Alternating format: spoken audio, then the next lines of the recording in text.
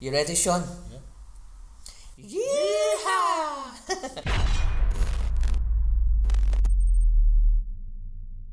Welcome to Rebel Religion, and welcome to another of our interview videos. Welcome back, Sean.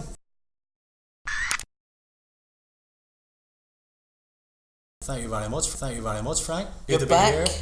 Back. Ready to share some wisdom. Excellent. I think you're the first person we've interviewed to come back for a second interview, Sean. I feel privileged. That must be 2 in a row. That's a good thing. That's a good thing. I mustn't have done too badly last time then. So looking forward to it. So Yeah. we're going to put a wee link in the description above my head here, which will appear with the first sit down interview that I had with Sean. Sean is project manager for a project called, you ready, Sean? Yeah. Yeehaw!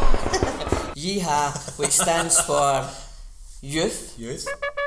Education, Health and Advice. Yes. So I suppose that's what we're about today. It's about advice. We're going to offer some advice today, Sean. Yeah, we are. We're going to look at, I suppose, a couple of things that we need to be aware of around sort of looking after our well-being, our mental health, making sure we're feeling good, chilled, relaxed, and we're looking after ourselves. So I know you've got a bit of a topic that you're going to try and explore a wee bit about. We do. Well, I was so infused by the first meeting. I could see that you were loving it. Yeah. So I was keen to get you back on, but I came across, as you know, this. Well, I thought it was an interesting article in a magazine. Yeah. So what we did is I invited Sean to have a wee read at it, and I says, well, we'll use this as the kind of what's the word I'm looking Basis. for? Just the base.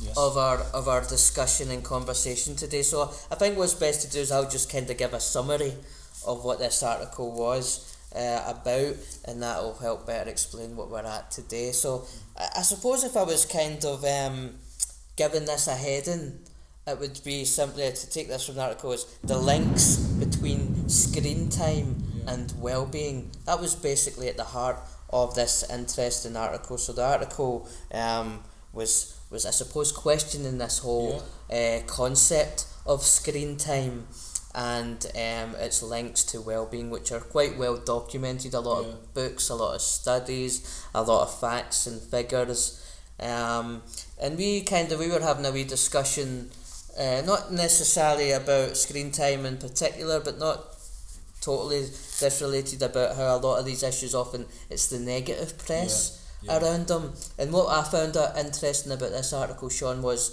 that it tried to, it didn't dispute, but it says it did a more whole study or thinking around the whole area of screen time. It's not just as black and white as screen time is the root cause of all these negative well-being things. So I think that's kind of the heart, and we'll highlight some pros and cons and some what were some interesting things that came out of the article. But first, thoughts yourself. What was your reaction to the article? Do you know, I work with a lot of young people, and in working with a lot of young people you get to work with a lot of parents. So the first sort of section of that article was very much from a parent who has been trying to, I suppose, put a cap on some of the screen time that their own children have been accessing. So that was quite interesting, and also mirrors quite a lot of what we're hearing out there anyway. But I liked that it was balanced, because for me, I think sometimes we need to develop a bit more of an understanding about all of this stuff rather than just throwing these negative labels at it, because we're always looking for reasons behind why people feel or act or respond in certain ways. And screen time and social media and gaming and videos has been something that people have been, I suppose, using as excuses for a lot of the negative things that we've been doing throughout the ages. Now it's got a bit more complicated with the internet and how readily available all that information and gaming and things are. So I thought it was very interesting, and I suppose by coming to the end of it, actually, I wasn't swayed very much that, too much of anything is bad for anyone, I suppose, and we've always known that. But I wasn't swayed towards all of the negative stuff that I suppose was coming out of it, I suppose, based on my own personal experience of young people as well. Right. I know, definitely would agree. I think one of the takeaways you mentioned there was, like, for instance, how much screen time, how much is too much. But one of the good things that the article made points of was, well, if you're doing anything for 16 hours a day, 100%. whether it be screen time or whatever, then maybe you want to look at what's the root problems to it here. But let's begin by, like, there were 3 points that the article made, which are kind of, I suppose, what I would call the stereotypical kind of evils, for want of a better word, that related to this idea of screen time. So these are from peer-reviewed studies that often come out, which are supposed to give gravitas to these arguments. So the first being that increased screen time is linked with decreased cognitive development. So that was point 1. I suppose it's often used as a negative. That the overuse of computers is rewiring children's brains and could be causing behavioural issues, attention deficit disorder, and even autism. So these are often links and highlights negative ones made. And finally, a more kind of popular one, especially with the media headlines that often come out, is children who play violent video games are more likely to be violent. So they're not the only ones, but these are kind of often the 3 ones that are used as a negative, as a kind of fear factor in the use when it comes to screen time. But as you say, what I liked about the article was that it had a more balanced, because this article and the person interviewed is challenging the whole notion of screen time. Well, actually, what do we mean by screen time, actually, because it's too easy just to throw that up as a headline and use it as a bad wolf in the room, so to speak. And I think it harks into, like, something you said, working with kids and their parents. I think the interesting thing, one of the interesting points the article made was about family, actually. Like, for instance, take screen time, and the example that the article made was with a young person two young people actually, who use, say, the same amount of screen time, but one is maybe using that balance, like some screen time is to watch some Netflix with the family, for instance. Some of it's used to do homework, and some of it, what's the other example? Homework, watching Netflix, maybe using social media stuff, or YouTube or whatever, or gaming. That first child A, say, is using it in a kind of more wholesome, balanced way, but the other child B, say, is spending all that screen time worrying about their self-image on Instagram, for instance. So I think that was a good way of explaining, well, what actually do you mean by screen time, and it goes even more in depth. Well, what's the relationship with the family there? Is there family connection and tension, and like things going on in the family? With child A has a healthy family relationship, child B has an unhealthy family relationship breakdown, and all that kind of stuff as well. Basically, the argument being that just to throw up things like screen time isn't a valid argument or explanation of just saying screen time isn't good for children.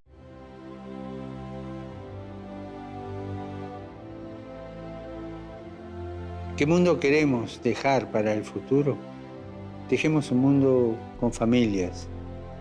Cuidemos las familias, porque son verdaderas escuelas del mañana. Son espacios de libertad, son centros de humanidad.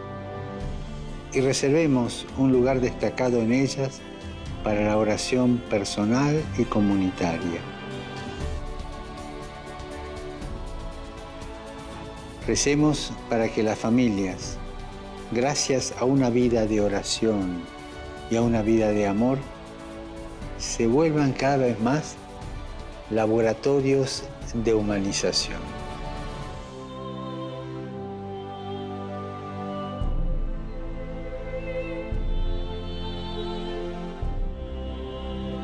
So it goes on to say that it feels that some screen time is better than none at all. Yeah, Yeah. so I don't know, I hope that made sense. It I did. hope I'm representing the article. No, he did. I think one of Well. the things that really stood out for it, it brought me back to when I was in like primary 7, which was a long time ago. You can tell by some of the wrinkles on my face now. But when I used to go into school, the things that you used to talk with your friends with were things like, did you watch Karate Kid last night, or did you watch Crocodile Dundee, or and things used to be about movies, and there wasn't this massive argument around this is a bad thing to be doing. What actually it did allow you to do, and it points to that in the article as well, it allowed you to interact with your peers, so it was something to talk about, and I think that as long as we have that sort of balance, that yes, we can use it for entertainment purposes, but it also gives us something to share and be part of, and gives us a sense of belonging when we can go and talk about that and share that with somebody else. If you're missing out on that connecting with people in real life, then maybe there is issues, because there's about isolation and not going out, which can lead to loads and loads of both physical health and mental health sort of challenges. But yeah, for me it kind of softened it a bit. It was like, no, this is real. We don't need to be frightened at the fact that a lot of the things that entertain people, or that a lot of the things that people use have a screen. I suppose it's embracing it and asking that deeper question. If someone is spending 6 to 12 hours on a day off in the summertime playing a computer game, what are the other alternatives, even as parents, or what are the alternatives that we're giving them? Are we encouraging that? And today we've got beautiful weather, but not always do we have that. So do we expect our young people and everyone else just to kind of sit around and be bored and not go anywhere near a screen, when that's just the way of the world now, So yeah, I thought it was quite interesting. Some of it I thought was very extreme. When people blame all of the bad things that happen in the world because someone's watching too many movies or playing video games that are violent, or have that in it, and they blame everything bad that has happened, like every murder and atrocity, because a long time before people were playing computer games, there were atrocities. And actually one interesting fact that they made in that is actually things like crimes around murder and killings are actually on the decrease over the years from the 1970s. So some of it doesn't really add up, and sometimes it can be a very quick finger to point.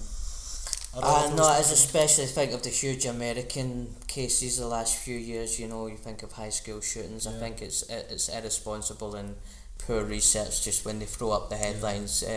Killer played because he played a particular game, or something. It's clear there's more than that going on with these troubled youth than just the fact that they're playing certain games, because them and half their peers population are playing. Let's throw out some random stats here on that point.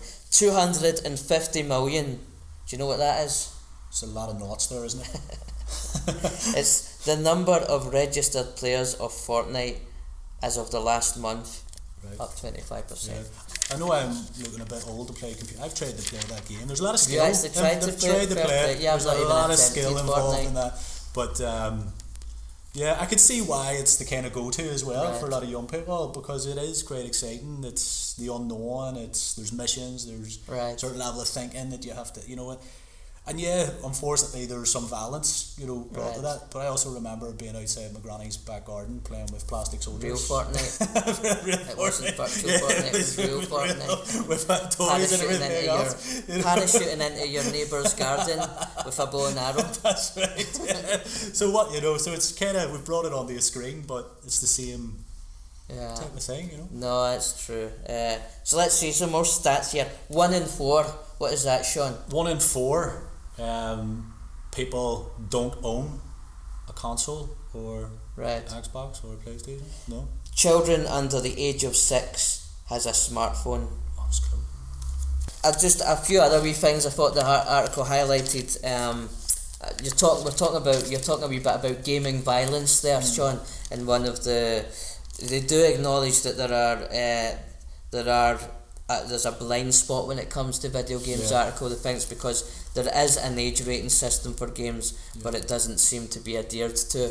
I think it's because it's gaming, it's for kids.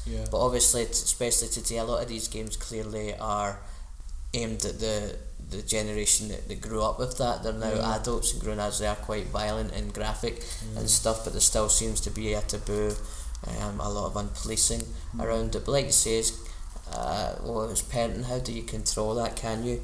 You know, kids will get what they need to when it comes to those things, and I think it's understanding. Do you know? I know, a lot of parents.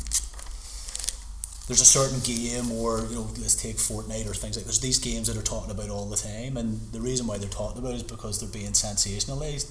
When you put an 18 beside a game, it adds to the sensationalization of that game as well. So it makes people want it that wee bit more. There's more in it, there's more depth in it, maybe it is more graphic and things like that. So that's what people tend to orientate themselves towards in terms of making choices that way. For me, if I was responsible for someone under the age of 18 and they were wanting this game, I would find out more about it, and I think a lot of the time it's very easy for kids and children and young people to brainwash their parents and be able to get this game. And where I remembered a long time ago, back in the day with Extravision, when you used to go into a video shop. Video shops, what are they? Yeah, exactly. Blockbuster, VHS, the good old tapes, and you used to go in and try and get a movie. There was no way when you were sort of 12 or 13, if you were with a parent and I want to go and watch an 18, were they ever going to allow you to do that? Well, that's the comparison the article makes. It's like you wouldn't take your 6-year-old to an 18 movie at the cinema, but it seems to be alright to police them. They're sitting playing maybe Fortnite or whatever, or Call of Duty at 10 or 12 there in the house with all their friends. I suppose these questions are age old, but they manifest in different ways. You were saying that the article it kind of offers both extremes, some extremes. So I'll give examples of that. Some of these are well documented already. This is one that often always comes up. The technocracy, as they call them here. These people that develop the tech and the technology, the screen time.